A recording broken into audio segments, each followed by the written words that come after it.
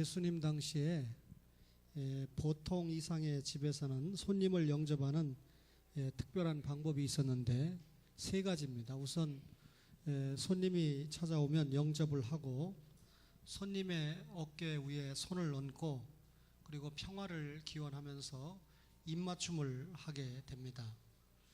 그리고 또 하나가 이 돌 항아리에서 물을 떠다가 발을 씻어줍니다. 아시다시피 유대인의 길은 사막길이기 때문에 멀리에서 올 때 신발이라고 하는 것이 신발 깔창이 있고 신고 나면 이 가죽끈으로 묶기 때문에 발 속에 온갖 모래먼지가 들어가기 때문에 물 항아리에서 물을 떠다가 정중하게 손님의 발을 닦아줍니다. 그리고 이제 보통 이상의 집이라고 그랬죠. 향유를 가지고 깨트려서 손님의 머리 위에 부어줌으로 세 가지 의식을 통해서 손님을 영접을 하는데 적어도 오늘 예수님께서 시몬 바리새인의 집에 방문을 했는데 바리새인의 집은 당시의 유대인의 입장에서 보통 사람 이상의 집이었기 때문에 적어도 이 세 가지 방법을 통해서 예수님이라고 하는 손님을 영접을 해야 됩니다. 그런데 그 동네에 살고 있던 한 여자가 오늘 시몬 바리새인의 집에 왔습니다. 주님이 계셨기 때문에 찾아온 거죠. 동네에 살던 이 여자는 사람들이 보니까 7장 37절에 보니까 누가복음 7장 37절에 보니까 죄를 지은 한 여자다 그랬습니다. 그런데 죄를 지은 한 여자가 향유 옥합을 담아가지고 예수님을 찾아왔죠. 그리고 본문을 보면 예수님의 발 곁에서 울었다고 그랬어요. 38절에 예수의 뒤로 그 발 곁에 서서 울며 그랬죠. 그 다음에 그 흘린 눈물을 가지고 그 발을 적셨다 그랬습니다. 38절에 보니까 눈물로 그 발을 적시며 그랬죠. 그리고 자기의 머리털을 가지고 예수님의 발을 닦았어요. 거기 보니까 자기 머리털로 닦고 그 발에 입 맞추고 향유를 부었다. 자기 머리털로 주님의 발을 씻고 입을 맞추고 향유를 부었다 그랬습니다. 이런 그 예기치 못한 사건이 생겼을 때 예수님이 거절하거나 하지 않고 침묵을 지키셨습니다. 본문을 읽어보면. 근데 이런 여자의 행위에 대해서 예수님이 전혀 침묵하고 계신 것을 그 바리새인 시몬이 오히려 흥분을 했죠. 그래서 이 시몬이 예수님에게 도전의 화살을 던지게 됩니다. 39절을 보실까요? 예수를 청한 누가요?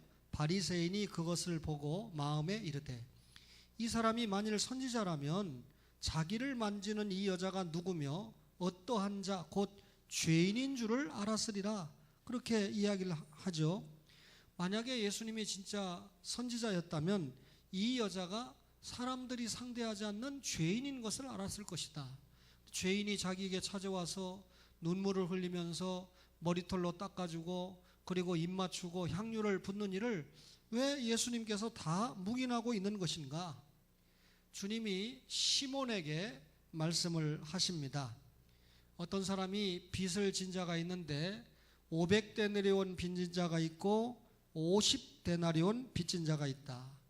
데나리온은 잘 아시는 것처럼 건장한 청년이 하루 일을 해서 얻는 품삯입니다. 오늘날로 말하면 10만 원이라고 계산을 해도 이 50데나리온과 500데나리온은 10배의 차이가 있는 금액이죠. 근데 50데나리온을 빚을 졌던 500데나리온을 빚을 졌던 갚을 능력이 없어요. 그러니까 주인이 불쌍해서 두 사람에게 다 탕감을 해주었다. 주님이 7장 42절에 묻죠. 갚을 것이 없으므로 둘 다 탕감하여 주었으니 둘 중에 누가 그를 더 사랑하겠느냐. 여러분 500데나리온 탕감받은 사람이 주인에게 더 감사를 할까요? 500데나리온 탕감받은 사람이 주인에게 더 감사할까요? 그 말이죠. 시몬이 바보가 아니잖아요. 43절에 시몬이 대답하여 이르되 뭐라고요? 내 생각에는 많이 탕감함을 받은 자니이다. 이르시되 예수님이 내 판단이 옳다. 내 생각에 많이 탕감받은 자가 더 감사하겠죠. 주님이 그래 그렇다라고 긍정을 했습니다. 그렇게 말씀을 하더니 이 여자를 보느냐? 그렇게 예수님이 물었죠. 7장 44절에 그 여자를 돌아보시며 시몬에게 이르시되, 한번 따라합시다. 이 여자를 보느냐. 예, 그 뒤에 주님의 말씀이 쭉 이어지는데 주님이 시몬에게 하시고 싶었던 중심의 말씀을 털어놓습니다. 우선 48절에 보니까 내 죄사함을 받았느니라. 이 여자에게, 죄를 많이 지은 여자잖아요. 내 죄사함을 받았느니라 그랬고, 50절에 보면 내 믿음이 너를 구원하였으니 평안히 가라. 다른 사람의 믿음이 널 구원한 게 아니고 죄를 지은 여자에게 내 믿음이 너를 구원하였으니 평안히 가라, 그렇게 말씀을 했습니다. 그렇다면 오늘 삼여전도의 헌신예배 시간에 이 여자를 보느냐라고 하는 제목인데, 이 여자 어떤 여자입니까? 첫째로 죄를 많이 지은 여자입니다. 7장 37절을 볼까요? 그 동네에 죄를 지은 한 여자가 있어 그랬습니다. 그렇죠? 여러분, 김길순 권사님이 총무입니까? 예, 인도를 했어요. 사회를 봤는데 제가 무슨 말 좀 많이 하려고 그랬는데 나타나니까 급히 목사님 나오겠습니다 하고 들어가네요. 또 기도하신 분은 회장님입니까? 예, 김명자 권사님이 회장님이시고, 그렇죠? 우리 교회는 예? 반대예요? 반대랍니다. 그러면 기도하신 분은 총무님이고 인도하신 분이 회장님인데, 우리 교회는 너무 우애가 좋아가지고 김명자 A 권사님이 잘 못 걸으면 B도 잘 못 걷죠. 그러면 이 성경을 읽으신 분은 예, 서기입니까? 예, 서기. 예, 그리고 제 아내가 삼여전도에 들어갔다는 건 오늘 제가 눈으로 확인을 했습니다. 예, 제 아내가 못 해본 것이 있다면 집사고, 또 못 해본 것이 있다면 권사인데, 집사와 권사님들 속에서 찬양을 하는데 오늘 뭔가 잘 보이려고 안 입던 옷을 입고 왔어요. 그런데 제가 보니까 제 아내도 죄인이고 회장도 죄인이고 총무도 죄인이고 전부 죄인 투성이에요. 이 죄인 투성이들과 함께 목회하는 저도 죄가 많은 죄 투성입니다. 그런데 주님이 이 여자를 보고 정확하게 지적하셨어요. 죄를 지은 한 여자다라고. 그죠? 여러분, 당시 죄인이라고 할 때 바리새인들이 주로 창기, 몸 파는 사람들, 그 다음에 동족에게 세금 걷어들이는 못된 이 세금쟁이들, 이런 사람들을 죄인이라고 그랬거든요.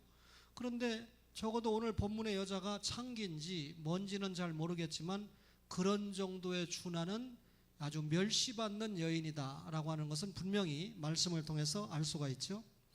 그 다음에 이 여자를 보느냐, 그런데 이 여자는 어떠냐면 500데나리온을 빚진 여자입니다. 그죠?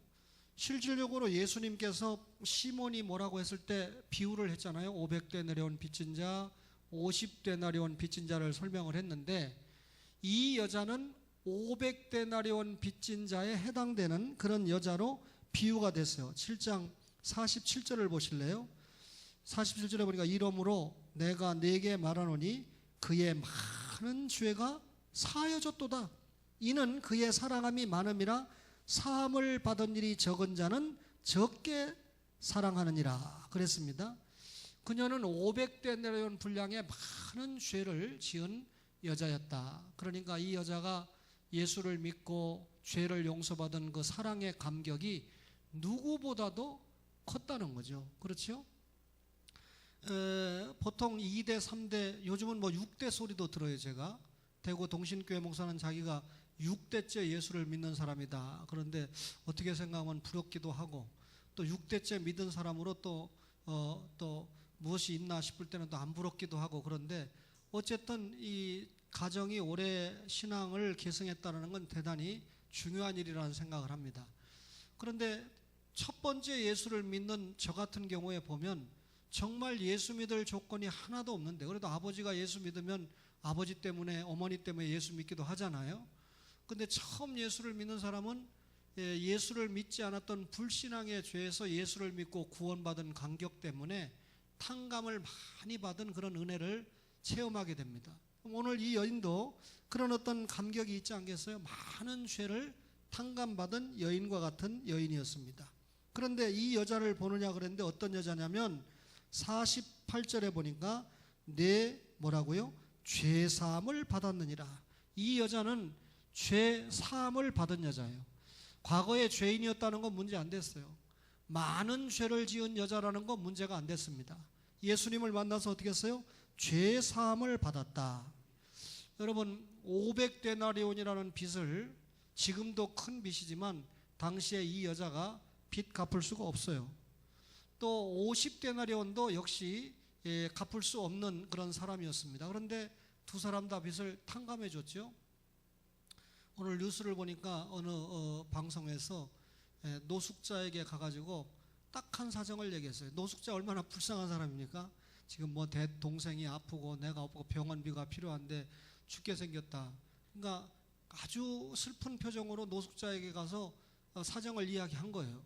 노숙자가 1시간 뒤에 여기서 만나자. 그래서 1시간 뒤에 만났더니 노숙자가 147달러인가? 우리 돈으로 약 한 15만 원 정도를 가지고 와가지고 당신 동생 데리고 가서 병원 데리고 가서 치료도 해주고 약도 사줘라. 그래서 노숙자에게 어떻게 이런 돈을 준비를 했느냐. 7개월 정도 모았다. 그리고 당신이 지금 더 급하지 않느냐. 당신이 써야 되지 않느냐. 그러니까 아니 노숙자가 저쪽도 있고 나도 있는데 당신이 와서 나한테 도와달라는 거 보니까 하나님이 나에게 너를 도와주라고 그렇게 사인을 준 거 아니냐. 그래서 내가 준비한 걸 너에게 주는 거다. 그러니까 그때서야 우리가 방송에서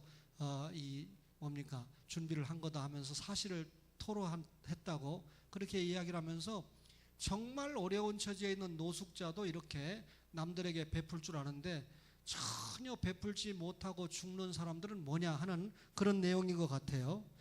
어쨌든 50데나리온도 500데나리온도 갚을 능력이 없습니다. 이 말은 무슨 말입니까?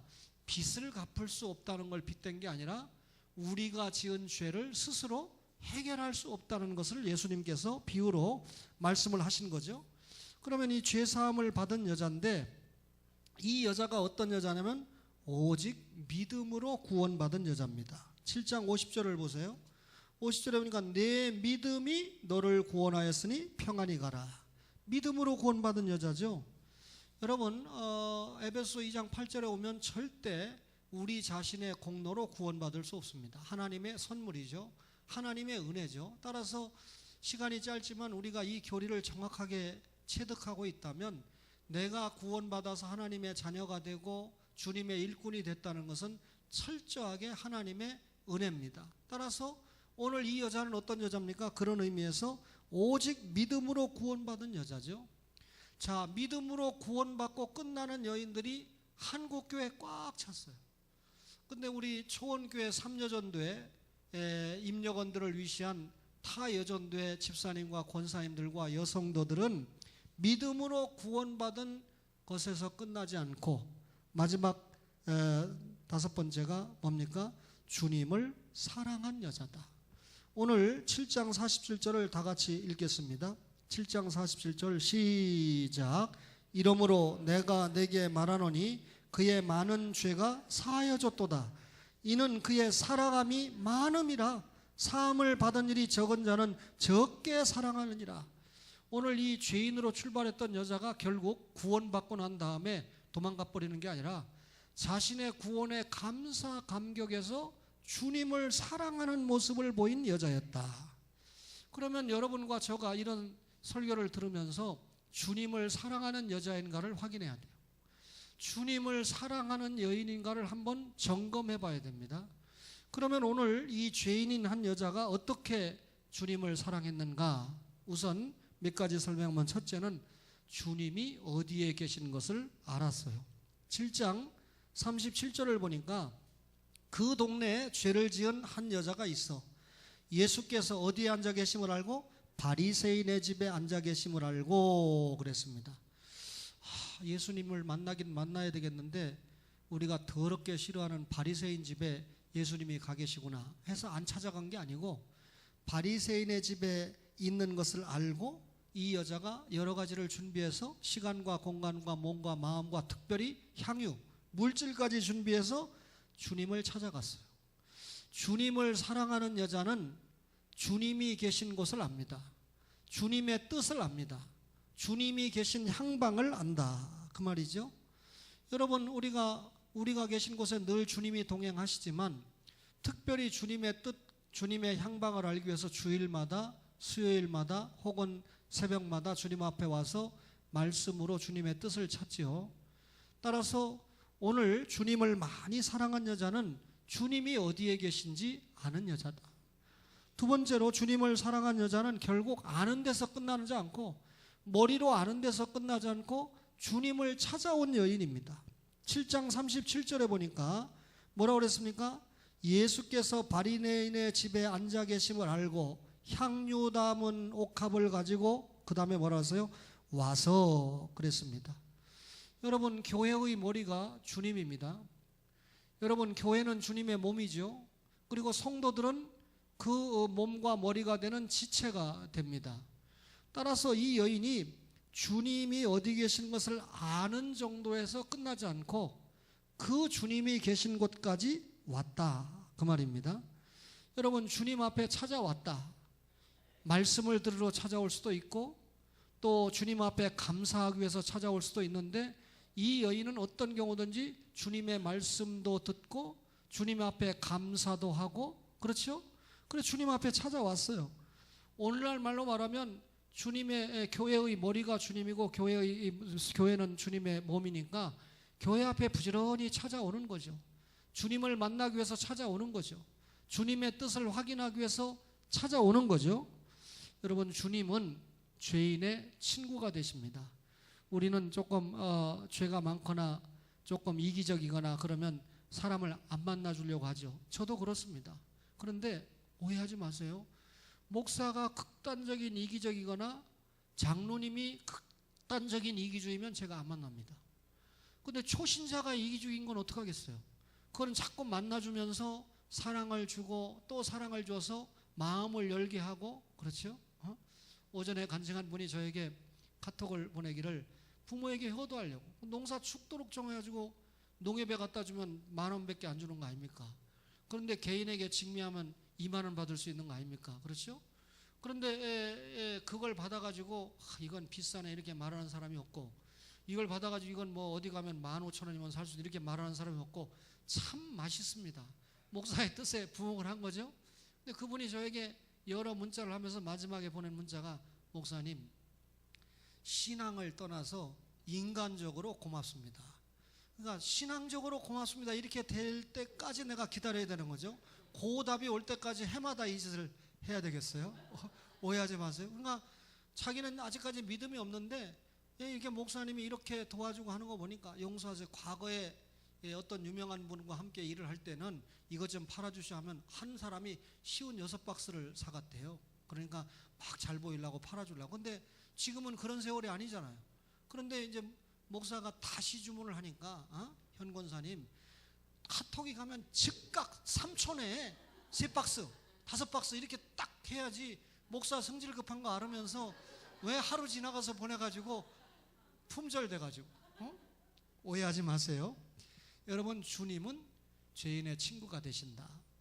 그 다음에 여러분, 이 여인이 주님을 사랑했다고 그랬는데 주 앞에서 겸손한 모습을 보였어요. 38절을 보세요. 예수의 뒤로 그 발 곁에 서서 울며. 여러분, 주님 곁에 섰다. 근데 어디에 섰습니까? 발 곁에 섰다.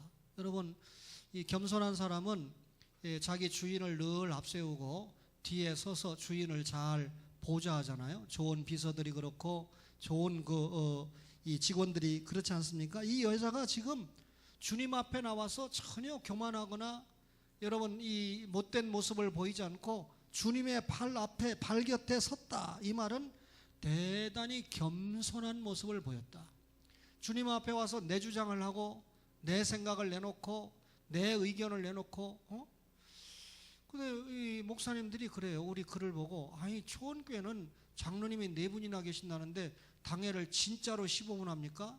진짜로 15분도 안 할 때가 많습니다. 근데 진짜입니까? 한 7번은 물어요. 그러니까 진짜라고 묻는 그 교회는 보니까 2시간, 3시간은 기본으로 하는 겁니다. 그래서 뭐 그렇게 결정할 게 많습니까? 그랬더니 장로님들마다 자기 의견을 다 얘기한다는 거예요. 한참 얘기한 다음에 투표해가지고서 결정을 하니까 그렇다는 거예요.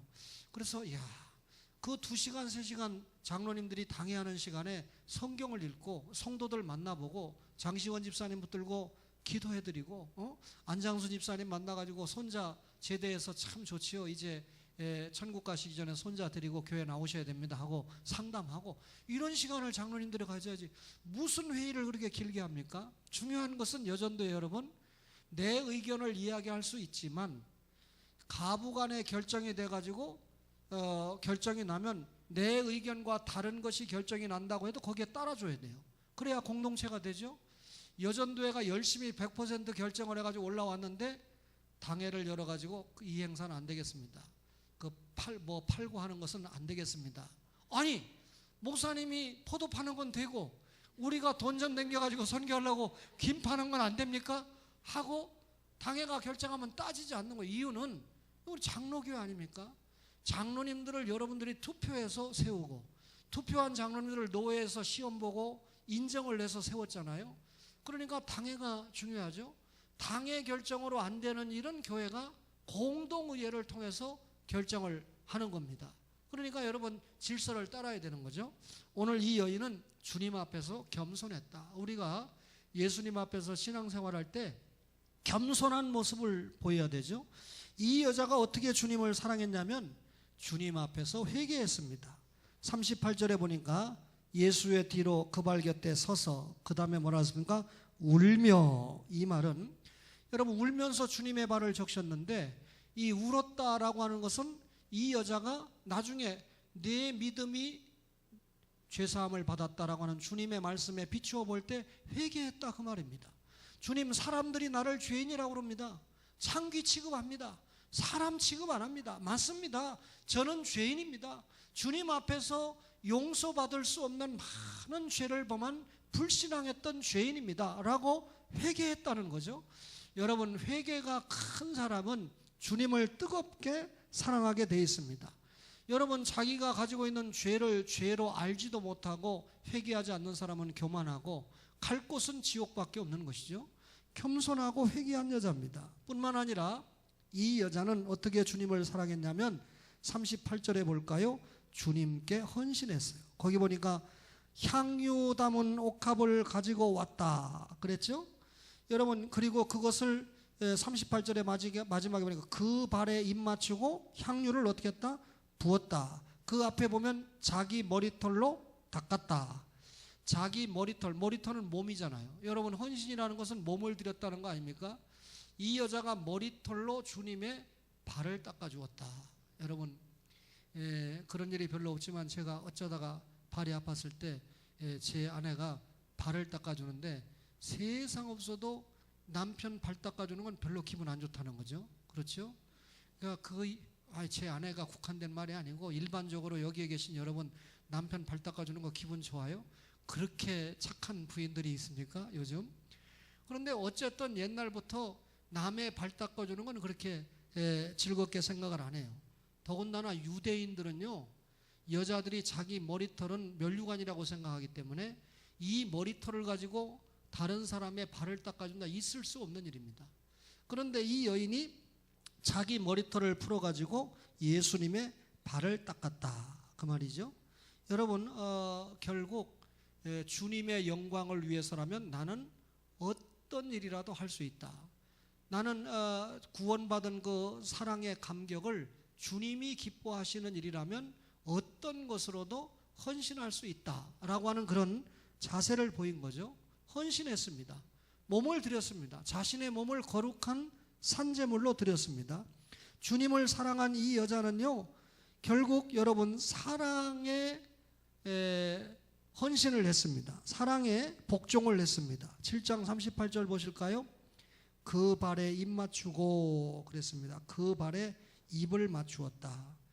여러분, 자기 머리털로 예수님의 발을 닦고는 예수님의 발에 입을 맞추었다. 이 말은 무슨 뜻입니까? 주님, 당신의 말씀이라면, 당신의 뜻이라면 저는 언제든지 복종하고 살겠습니다. 주님의 말씀 앞에 내 생각은 중요하지 않습니다. 죄인인 저를 용서해 주셨으니 이제는 주님을 내 주인으로 모시고 주인이 가자고 하는 곳으로 가고 주인이 서라고 하는 곳에 서고 주님이 하라고 하는 일을 하면서 살겠습니다. 그런 의지가 주님의 발에 입을 맞춘 것입니다. 그 다음에 여러분, 이 여자가 주님을 사랑한 여자인데 마지막으로 보면 값진 감사를 드렸습니다. 7장 38절에 보니까 향유를 부으니 그랬습니다.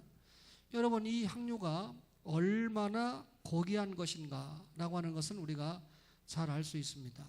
제가 종종 일기를 쓰면서 여러분, 이 물질적인 사랑을 줄 때 부자라고 물질적인 사랑을 주는 게 아니에요. 여러분, 이 가난한 사람이 오히려 더 하나님 앞에 헌금 생활도 더 잘하고 물질적인 사랑을 더 잘 나누는 것을 저는 얼마든지 보고 있습니다. 따라서 오늘 이 여인이 주님 앞에 와서 자기가 가지고 있는 이 값진 것을 주님 앞에 드렸을 때 다른 성경을 참고하면 제자들이 야, 그 비싼 것을 갖다 허비하느냐, 차라리 가난한 사람이나 도와주지 어떻게 예수님에게 그렇게 없어질 때 사용을 하느냐라고 책망을 받을 만큼 고귀한 것이었습니다. 근데 이 여인은 지금 예수님의 장사를 생각하고 있는 거죠. 자기의 죄를 용서하기 위해서, 탕감하기 위해서 십자가에 못 박는 예수님의 장례를 지금 생각하면서 이런 행위를 하고 있는 거 아닙니까? 그러니까 자기가 가지고 있는 이 값진 어떤 것보다도 더 값진 것이 뭐였습니까?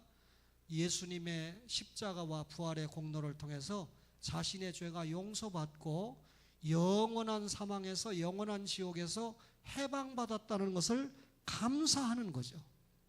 오늘 삼려둔대 헌신 예배를 드리는 여러분, 결국 이 여인을 보느냐, 그 여인이 당시 이 여인을 스토리로 우리에게 소개하고 끝낼 것 같으면 이게 하나님 말씀에 기록될 필요가 전혀 없는 것이죠. 오늘 이 말씀은 삼려전도회와 초원교회 모든 가족들에게 해당되는 말씀입니다. 우리는 죄를 지은 한 여자였습니다. 그런데 500데나리온의 빚진 자에 비유되는 죄인이었습니다. 그런데 죄 사함을 받은 그런 여인입니다. 오직 믿음으로 구원받은 여인입니다. 구원받은 데서 끝나지 않고 주님을 사랑한 여인입니다. 구원받은 것에 감각해서 감사해서 주님을 사랑했는데 그 사랑이 어떻게 표현이 됐습니까?